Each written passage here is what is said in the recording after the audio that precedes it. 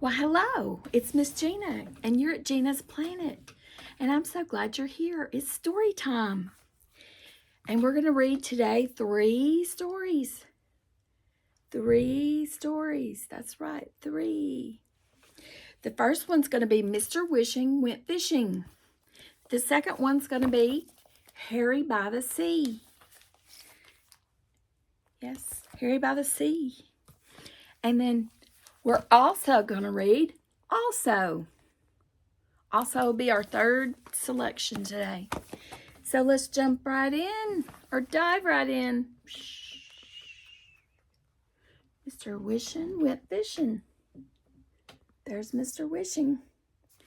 Mr. Wishing went fishing. What do you think this story will be about? This is a library book. I have to take good care of it. Mr. Wishing was a funny little man who lived in a house by the sea. Mr. Wishing was a funny little man that lived in a house by the sea. There he is. It was a tiny house with just one room. Mr. Wishing swept and dusted it every day, and after he made the bed and washed the dishes, Mr. Wishing would look at it proudly. "It's the most ship-shape room a funny little man ever had," said Mr. Wishing to himself.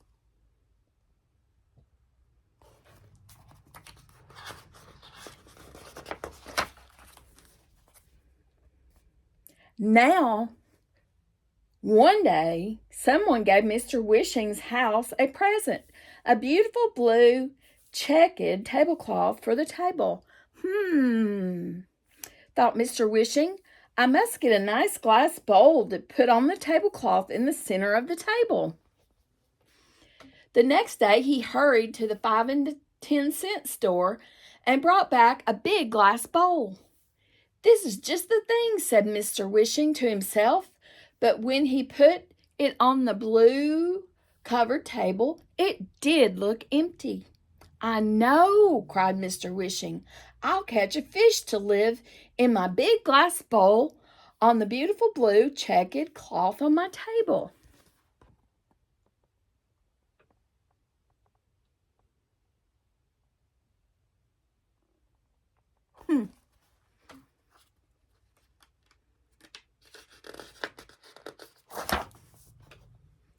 He snatched up his fishing pole and his net and hurried out to catch a fish. The first fish he caught was too big for the bowl, so Mr. Wishing put him back in the sea.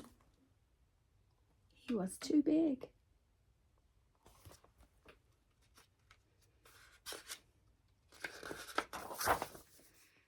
The second fish was so tiny that he got lost in the big glass bowl. Mr. Wishing had to hurry him right back into the water with his fish mother. He was too tiny. The third fish was just the right size. Mr. Wishing chose him for his pet and named him Skipper. Here's Skipper.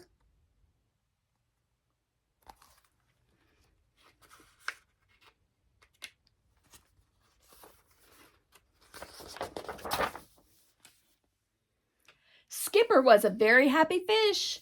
He liked Mr. Wishing and he liked the ship-shaped little room. Best of all, he liked the big glass bowl he lived in.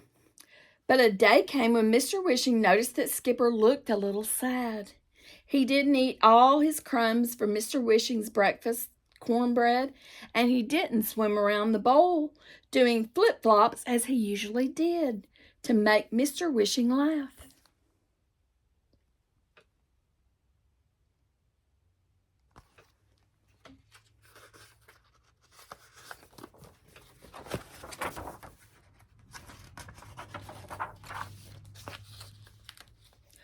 "Poor Skipper," said Mr. Wishing. "He's lonesome living all by himself in his big glass bowl. I must see what I can do for him." And out he ran with his fishing pole and net. Pretty soon there was a nice starfish in his net. Mr. Wishing put the starfish in the bowl with Skipper. he caught a starfish. Oh dear, Skipper didn't like the starfish at all. He swam around and splashed the water with his tail under Mr. Wishing until Mr. Wishing was all wet. Take it out, take it away, Skipper cried. It's all pointy and stickery, and I don't like starfish at all. Of course, Mr. Wishing took the starfish out of the bowl right away and put it back into the sea. But Skipper was still lonesome, so Mr. Wishing had to go fishing again. And this time he caught a crab.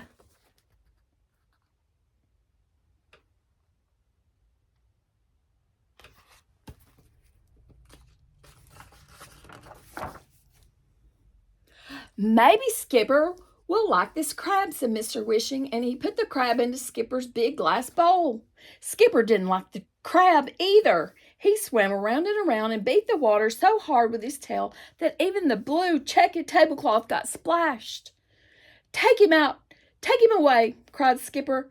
I don't like crabs. He's fussy and he's grouchy and he snaps at me. Take him out! Take him away!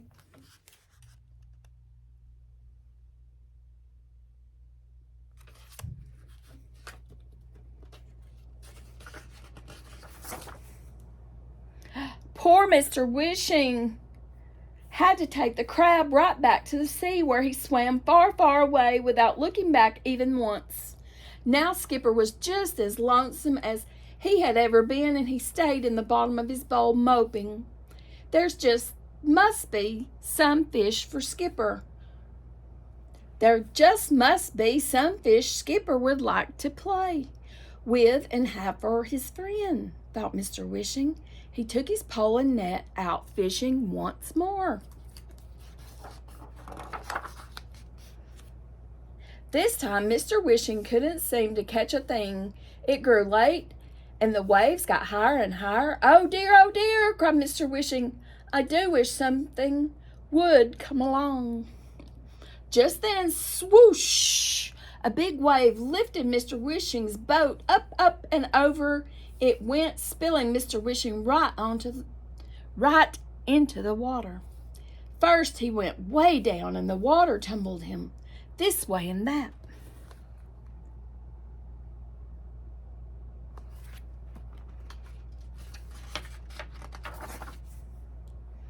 Then, with a big splash, the waves tossed him on the shore.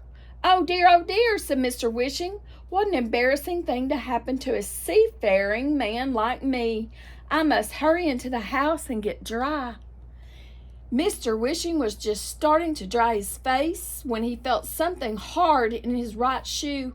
It was a beautiful little shell. Might as well take off my left shoe too, thought Mr. Wishing. Why, it's full of nice white sand.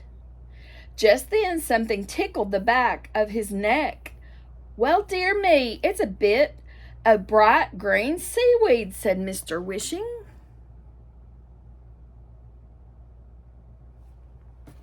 He's got all these things in his shoe.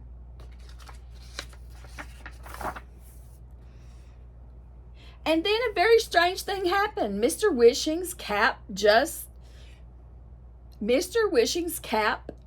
jumped off his head all by itself and started to flop across the floor. Oh, my stars! Cried poor Mr. Wishing. Cap, come back here. Here, Cap, here, Cap. He ran after the cap and picked it up. And what do you suppose? There was a fish in it.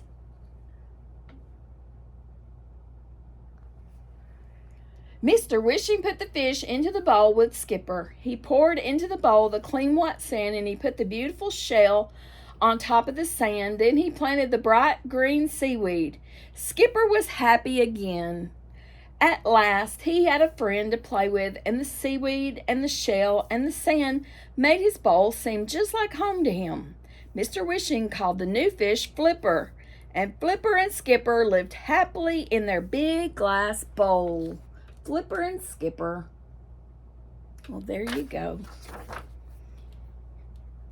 Now in the evenings, Mr. Wishing sits beside the table. Skipper and Flipper do all their tricks for him, and Mr. Wishing laughs until he shakes. I'm a lucky, lucky man, says Mr. Wishing, to have two pets like Skipper and Flipper in my ship-shaped little room.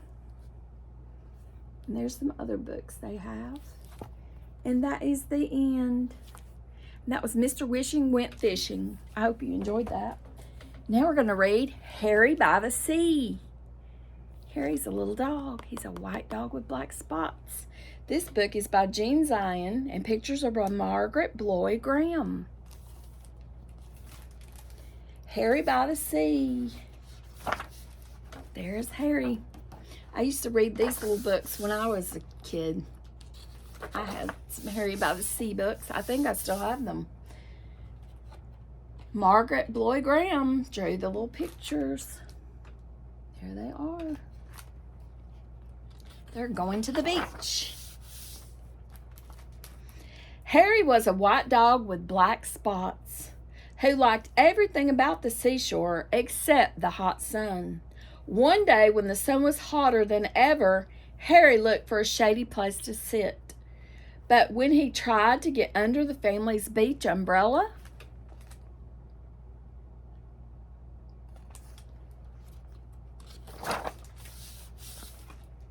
it was too crowded and the family made him leave.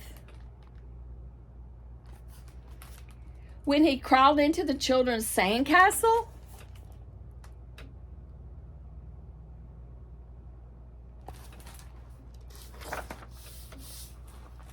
the walls fell and the children chased him away. When he walked in the shade that a fat lady made,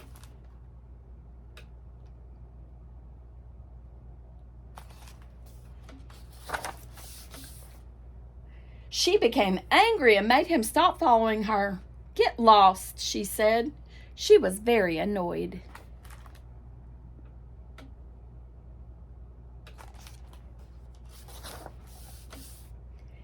The sun was very hot and Harry had walked a long way from the main beach. He was tired, so he sat down at the water's edge. All of a sudden, a big wave came from behind and crashed right on top of him.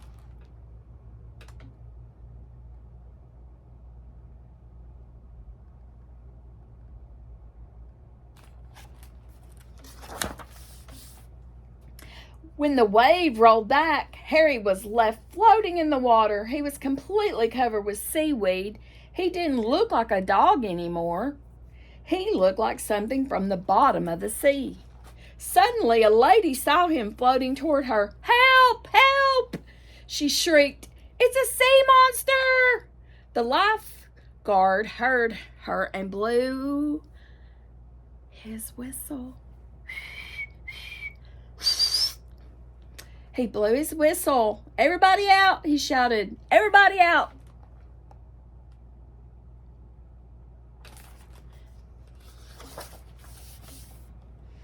Everyone ran out of the water, and so did Harry. He was still covered with cold, wet seaweed. It made him feel cool and comfortable, and now he didn't mind the sun at all. He felt so good. He started running back to his family. On his way, some people saw him. It's a sea serpent! One of them screamed. It's a giant sandworm, shrieked another. Harry had water in his ears and could hardly hear them. He kept on running toward the main beach.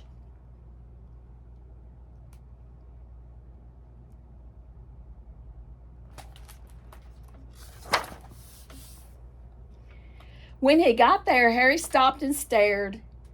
Instead of just his family's umbrella, now there were hundreds of them. They were all striped, just like his family's. Harry couldn't tell one umbrella from another. Suddenly, two beach attendants saw him. Holy smoke! One of them gasped, What's that?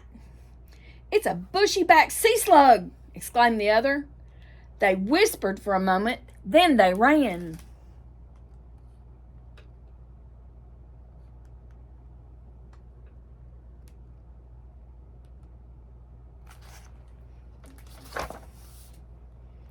Harry went from umbrella to umbrella, but he couldn't find his family.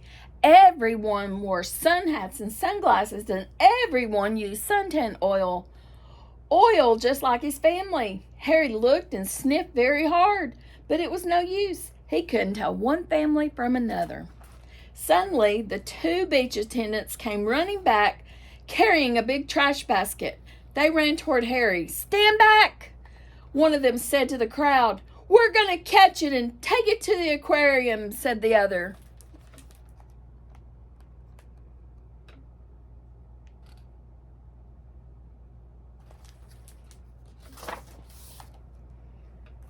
Then they tiptoed right up behind Harry and raised the trash basket over his head. Harry didn't know the beach attendants were behind him. He was listening to something. He thought he heard someone calling his name. There it was again. "Harry! Harry! Harry!" Now Harry was sure. He didn't wait another second, just as the basket came down.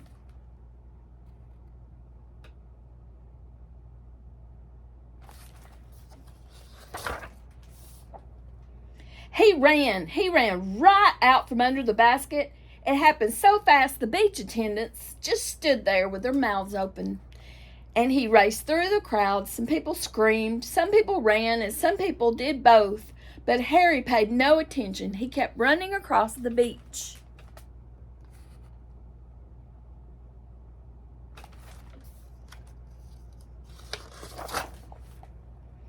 When he got to the hot dog stand, he stopped and barked happily. Behind the counter, the hot dog man was shouting.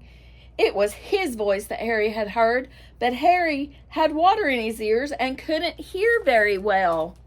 The man wasn't shouting, "Harry, Harry, Harry." He was shouting, "Hurry, hurry, hurry! Get 'em while they're hot." Harry still thought the man was calling his name. He barked and jumped with joy. He jumped so much that suddenly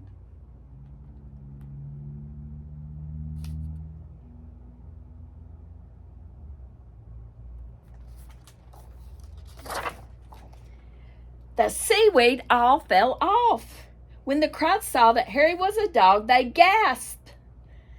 They could hardly believe their eyes. All at once, Harry began to jump higher than ever. He saw the children. They were running toward him. "Oh, Harry," they cried. "We heard you bark. We've been looking all over for you." Harry was so happy he did a little dance.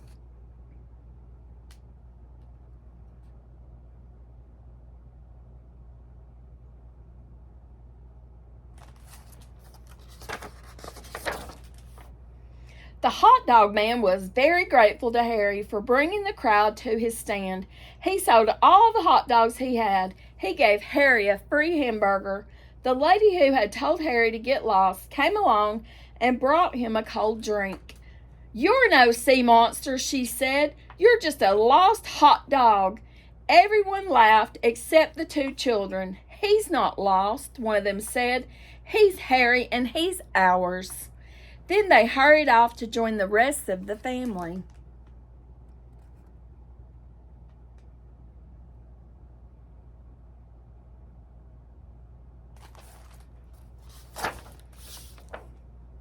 The next time Harry's family went to the beach, they brought a new umbrella. Harry liked this one very much. It was white with black spots. No matter how crowded the beach became, it was easy to find. But best of all, it was big, and when the sun got very hot, there was room underneath for them all.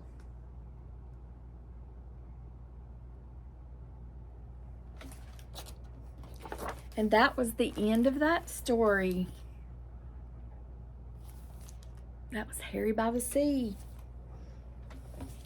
Also, we have by E.B. Goodall or Goodell.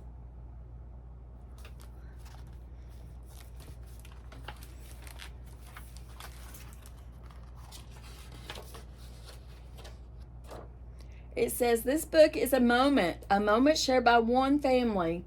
They are all together now and later when they remember this special day. E.B. Goodall's gorgeous illustrations explore the power of memory and how it allows us to be in two places at once. Two places at once. Here and also there with those we love always. Also.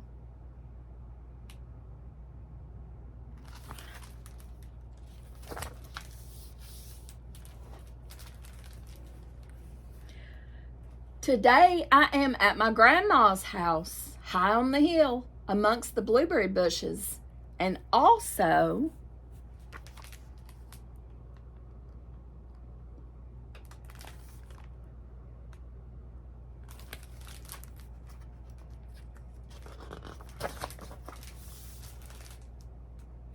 I am remembering camping with Mama, wandering away from our tent. All was quiet except for the rushing of the river.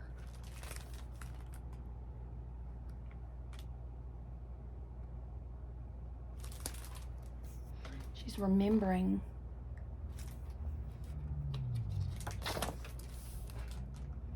Today, my grandma is at the kitchen sink watching me from the window.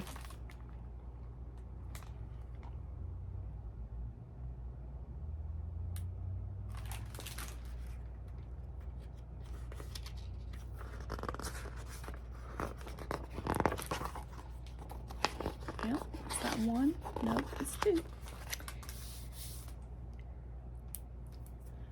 She is remembering being a little girl in her mother's garden, surprised by a bunny in a bush. She spent the rest of the afternoon in wet clothes. The little bird indicates she's remembering something from the past.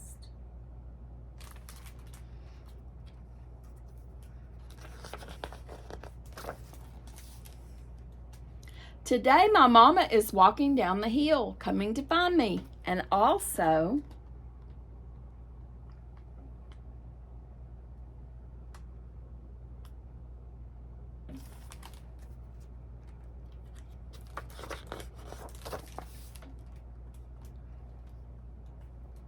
she is remembering sorting blueberries in the breakfast nook of my mama's kitchen. Her sister was making her giggle.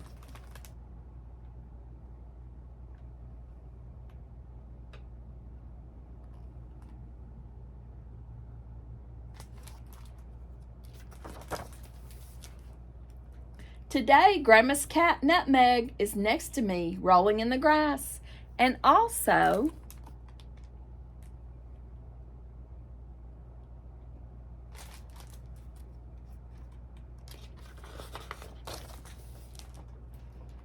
she is remembering being tiny and hungry, worrying about her next meal until a hand reached down to rescue her.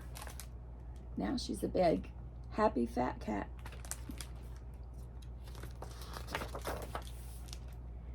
Now many years have passed and I am sitting at my desk writing this book. And also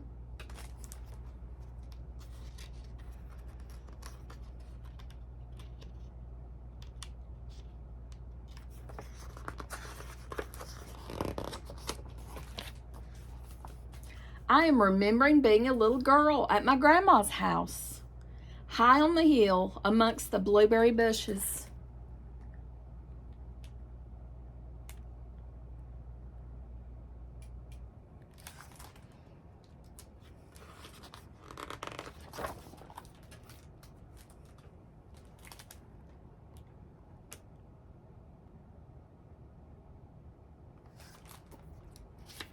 With Grandma at the window. There's Grandma. Her abuela's at the window. With Mama coming to find me.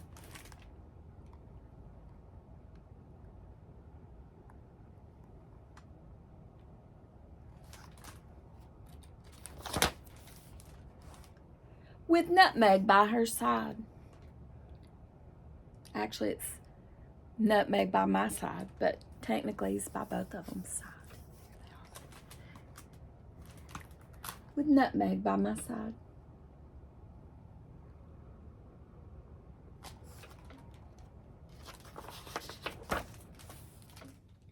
We are all here and also there.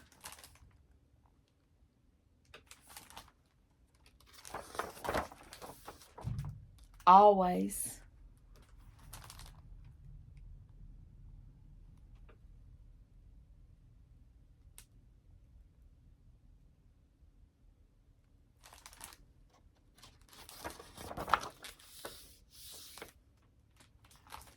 There's a blueberry recipe.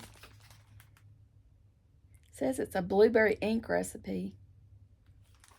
So if you get this book, you have a blueberry ink recipe. An ode to memories we make, and also those we make them with.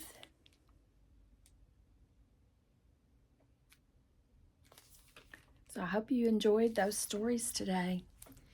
So remember to read more in 2024 and grow your brain. And I'll see you next time. Bye-bye.